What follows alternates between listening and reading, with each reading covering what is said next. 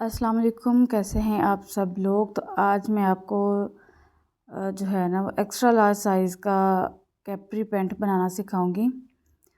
इससे क्या होगा कि आप नमाज आसानी से पढ़ सकते हैं। ये फिटेड नहीं है लेकिन होगा सारा इसकी शेप पैंट की तरह। सबसे पहले ऊपर किनारे से बिल्कुल हमने सीधा कट कर लेना है। थोड़ी बहुत जो तिरछान होगी उसको निकाल लेना है। उसके बाद अगर तो बीच में से ही इलास्टिक का मार्जिन निकालना चाहें तो भी ठीक है, अगर अलग से लगाना चाहें तो भी ठीक है। तो मैं यहाँ पर अलग से लगाऊंगी। उसके लिए मैंने हाफ इंच पर निशान लगाते हुए वहीं पर 1 इंच की जो है ना इंची टेप की मार्किंग रखते हुए ऊपर की तरफ कर दी है। और लेंथ जो है वो मैं 36 पे निशान लगा रही हूँ, लेकिन 35.5 यानी कि 35.5 इंच की जो लंबाई है वो मुझे तैयार रखनी है। ज़्यादा लंबा ये कैप्री नहीं बन रहा साइज़ के हिसाब से। तो यहाँ पर अब मैं आपको बताती जाऊँ कि जो हिप है, जो नाप की हिप है वो एक साइड की है 22 इंच। तो 22 इंच का हाफ़ किया तो 11 हो गया, और 11 में मज़ीद 2.5 इंच ऐड करेंगे तो 12, 13 और 13.5 इंच पर मैं इस तरह से यहाँ पर वेस्ट के लिए निशान लगा लूँगी। आप चाहें तो मज़ीद 3 इंच भी ऐड कर सकते हैं, मज़ीद पेट से अगर लूज़ रखना है। और फिर अब मैं लगा रही हूँ यहाँ पर आसन का निशान। उसी तरह से इंची टेप जो है ना वो ऊपर की तरफ रखते हुए थोड़ी सी। तो आसन का फार्मूला भी मैंने बताया हुआ है कि आसन का फार्मूला किस तरह से निकालते हैं। और जितनी आसन आपने तैयार फ्रंट की रखनी होती है उससे 1 इंच कम करके निशान लगाना होता है, चाहे छोटे बच्चे हैं चाहे बड़े हैं। मुझे 12.5 इंच की चाहिए फ्रंट की आसन। मैं यहाँ पर 11.5 इंच जो है ना उस पर निशान लगा के तो इस तरह से मैंने कर्व का निशान जो है मार्किंग कर दी है। अब बारी आती है कि हमने थाई कितनी रखनी है, जो मेन हमारा पॉइंट है। जहाँ पर ऊपर से 13.5 था, नॉर्मली हम जो है यहाँ थाई में 2.5 इंच ऐड करके तो निशान लगा देते हैं, लेकिन यहाँ पर 2.5 इंच नहीं, तकरीबन मैं यहाँ पर टोटल 18 इंच जो है ना वो थाई रख रही हूँ। मुझे काफ़ी लूज़ चाहिए। ये देखिए 18 इंच पर मैंने इस तरह से निशान लगाया यहाँ पर। और अब जो निशान लगाना है स्लोप, ये जो कर्व का निशान लगाना है वो कुछ इस तरह से लगाना है। ये देखें यहाँ तक, ये देखें इस तरह से अब निशान लगेगा। क्योंकि हिप साइज़ जो है वो हैवी है, जिस वजह से जो है मैं इस तरह से मैंने निशान लगाया। और इस साइड से 2 इंच का निशान लगाया साइड से, क्योंकि टांगों की शेप कुछ इस तरह से होती है कि नीचे से तंग, ऊपर से आस्ता आस्ता जो है वो शेप जो है वो थोड़ी खुली होती जाती है। तो हमने भी इसी तरह से नीचे पांचे का साइज़ जो है वो तंग और ऊपर से टांगों के हिसाब से ही हमने शेप देनी है। तो पांचा जो है वो जो पहले मैंने मार्किंग की है उससे आगे की तरफ 8 इंच पर निशान लगा रही हूँ। आप अपनी मर्ज़ी के मुताबिक 7 इंच का भी या बॉक्स ट्राउज़र बनाना चाहें तो उतना भी 10 इंच का भी निशान लगा सकते हैं। अब हमने जो थाई का निशान लगाया था उसके बिल्कुल साथ मिलाते हुए साइड नाली की जो हमने मार्किंग है वो कर देनी है, साइड फिटिंग की, अंदर वाली फिटिंग की।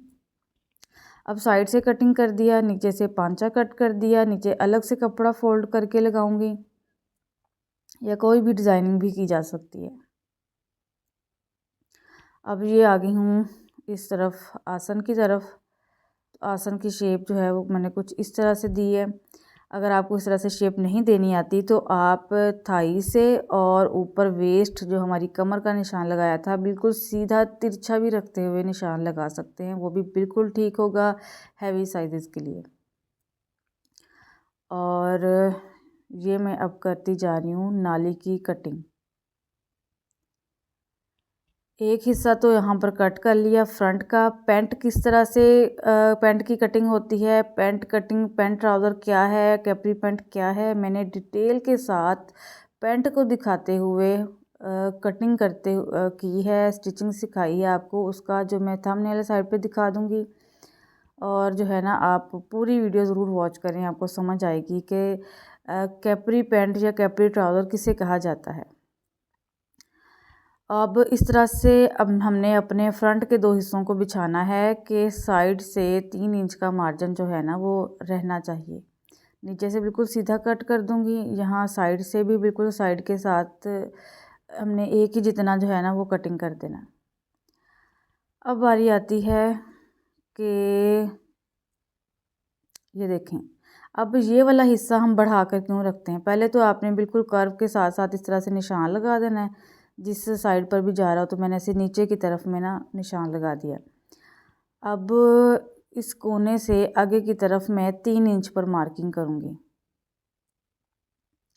यहाँ पर 3 इंच पर मार्किंग करने के बाद इस निशान को नीचे पांचे की तरफ आहिस्ता आहिस्ता कम करते जाना है और मिला देना है पांचे की तरफ।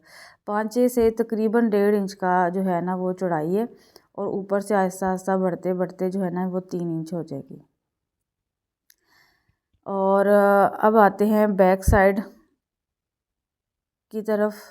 तो बैक साइड मैं फ्रंट साइड से 3 इंच पर निशान लगा रही हूँ, यानी कि 3 इंच हमारी बैक साइड बड़ी होगी, और इस तरह से साइड से स्लोप बना देनी है बिल्कुल तिरछी।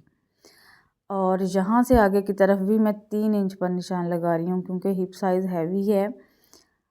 तो बिल्कुल बॉडी के शेप के हिसाब से इस कैपरी को मैंने कट किया है। तो इस तरह से अब हम बैक साइड की आसन की कटिंग करेंगे। जो पैंटें होती हैं जीन्स की, अगर आप उनमें देखें तो बिल्कुल जो है फ्रंट की आसन छोटी, बैक की आसन बड़ी। अगर आपके घर में बच्चे हैं, बड़े हैं, आप उनकी पैंटें देखें तो सेम इसी तरह से उनकी जो है ना वो कटिंग हुई हुई होती है।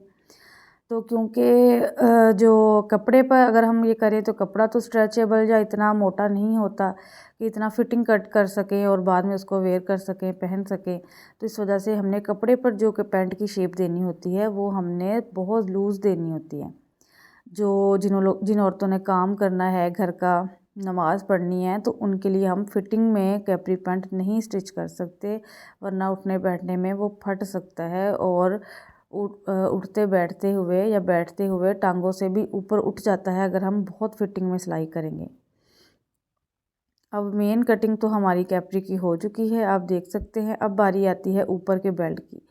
अगर आप बीच में से ही कपड़ा निकाल लें तो भी ठीक है, ज़्यादा आसानी है। लेकिन अगर लेंथ ज़्यादा है तो फिर आपको अलग से बेल्ट इस तरह से, जिस तरह से मैं कट करने जा रही हूँ, ये जो कटिंग में से कपड़ा बचेगा, इलास्टिक का देख लेना आपने कितनी है, 1.5 इंच की है, 1.25 इंच की इलास्टिक है, तो उससे आधा इंच एक्स्ट्रा कपड़ा ना आपने जो सिलाई का मार्जिन है वो रखना है।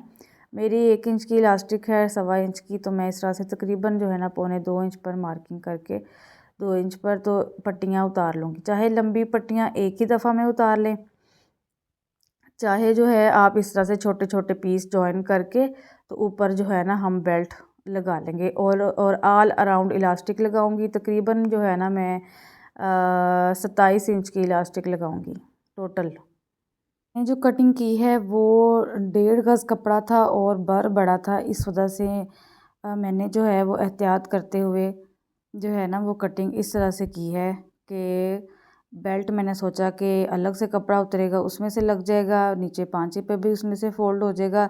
सिर्फ बीच का जो कैपरी है ना वो हमारा जो है वो सही सही बगैर जोड़ के निकलना चाहिए।